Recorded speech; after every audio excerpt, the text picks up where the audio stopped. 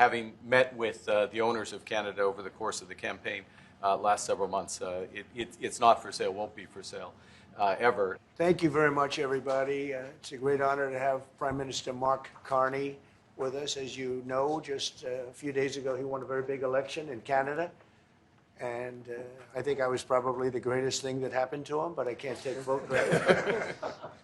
His party was losing by a lot, and he ended up winning. So I really want to congratulate him. It was probably one of the greatest comebacks in the history of politics, maybe even greater than mine. You know? But I want to just congratulate you. That was a great election, actually. We were watching it with interest, and I think Canada chose a very talented person, a very good person, because we spoke before the election quite a few times. And it's an honor to have you at the White House and the Oval Office. And you see the new and improved Oval Office as it becomes more and more beautiful with love. You know, we handle it with great love and 24-karat gold. That always helps too. Right? But it's been a lot of fun. We're going over some of the beautiful pictures that were stored in the vaults that were for many, many years, in some cases over 100 years. They were stored in vaults of the great presidents, or almost great presidents, all having a reason for being up, every one of them. So it's very interesting. But I just want to congratulate you, and ran a really great race. I watched the debate. I thought you were excellent, and I think we have a lot of things in common. We have some tough points to go over, and that'll be fine. We're going to also be discussing Ukraine, Russia, the war, because Mark wants it ended as quickly as I do. I think it has to end. Mark, would you like to say a few words? Well, thank you, Mr. President. I'm on the edge of my seat, actually, for the big announcement. But thank you for your hospitality and above all, for your leadership. You're a transformational president, focus on the economy with a relentless focus on the American worker, securing your borders, ending the scourge of fentanyl and other opioids, and securing the world. And I've been elected with my colleagues here, with the help of my colleagues here. I'm going to spread the credit to transform Canada with a similar focus on the economy, securing our borders, again on fentanyl, much greater focus on defense and security, securing the Arctic and developing the Arctic. And you know, the history of Canada and the U.S. is we're stronger when we work together, and there's many opportunities to work together. And I look forward to, you know, addressing some of those issues that we have, but also finding those areas of mutual cooperation so we can move forward. That's great. Very nice. Thank you very much. It's a very nice statement. Mr. President, Anybody? Is USMCA dead? No, it was actually very effective, and it's still very effective, but people have to follow it. So, you know, that's been a problem. People haven't followed it. But it was a transitional step a little bit, and as you know, it terminates fairly shortly. It gets renegotiated very shortly. But I thought it was a very positive step from NAFTA. NAFTA was the worst trade deal in the history of our country, probably in the history of the world. And this was a transitional deal, and we'll see what happens. You know, we're going to be starting to possibly renegotiate that if it's even necessary. I don't know that it's necessary anymore, but it served a very good purpose. And the biggest purpose it served is we got rid of NAFTA. NAFTA was a very unfair deal for the United States, a very, very terrible deal. It should have never been made. It was made many years ago, but it should have never been made. Canada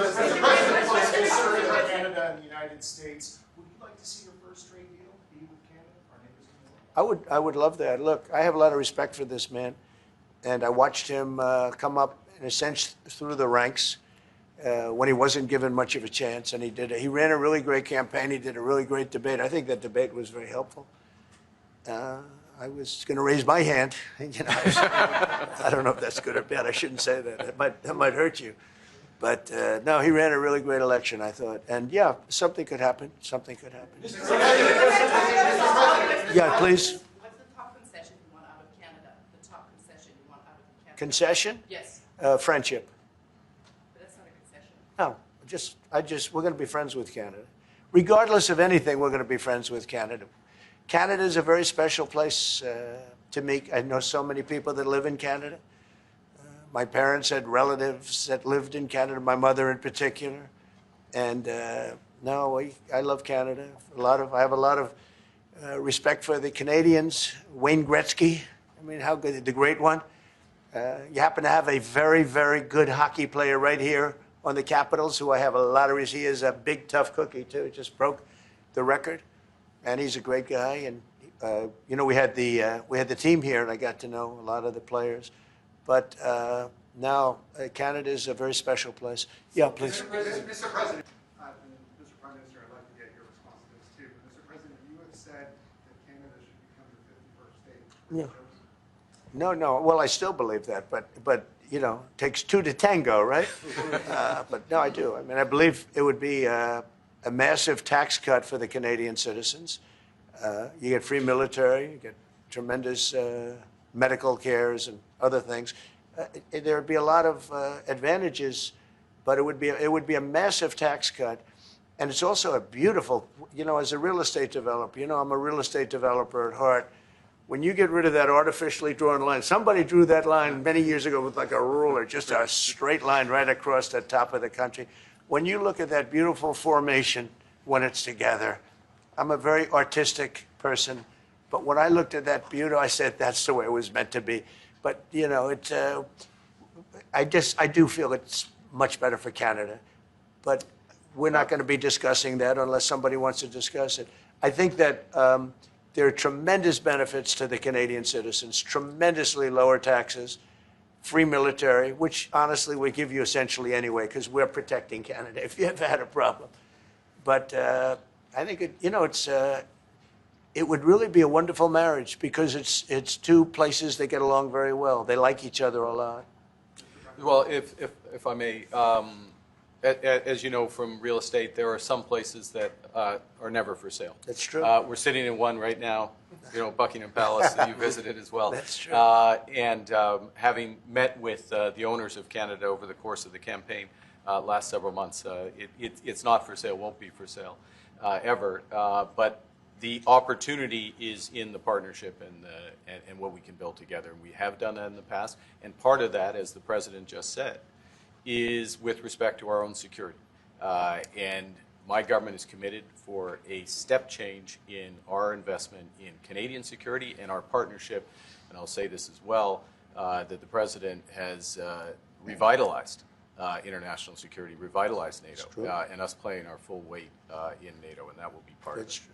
Well, we don't do much business with Canada from our standpoint. They do a lot of business with us. We're at like 4%, and usually those things don't last very long. You know, we have great things, great product, the kind of product we sell nobody else can sell, including military. Look, we make the best military equipment in the world, and Canada buys our military equipment, which we appreciate, but we make the best military equipment in the world by far. The missiles, the submarines, everything we have is really top notch. I rebuilt our military during our last term. Stupidly, we gave some away to Afghanistan, which shouldn't have happened, but that was, I think it was the most embarrassing moment in the history of our country. It was just very incompetent people. But if you look, the man that's now the head of our Joint Chiefs, he led the attack on ISIS for me. That's why he's the head of the Joint Chiefs. And Raisin Kane, he was unbelievable. And as you know, we defeated ISIS in 3 weeks. It was supposed to take 5 years. We did it in 3 weeks. And he ran the campaign. I said, I like him. But I knew him before. I went to Iraq, and we agreed to a plan, and that was the plan. And as you know, we did it in record time. So we have the best equipment in the world. We have the best, a lot of things. And but Canada, it does a lot more business with us than we do with Canada. Yeah.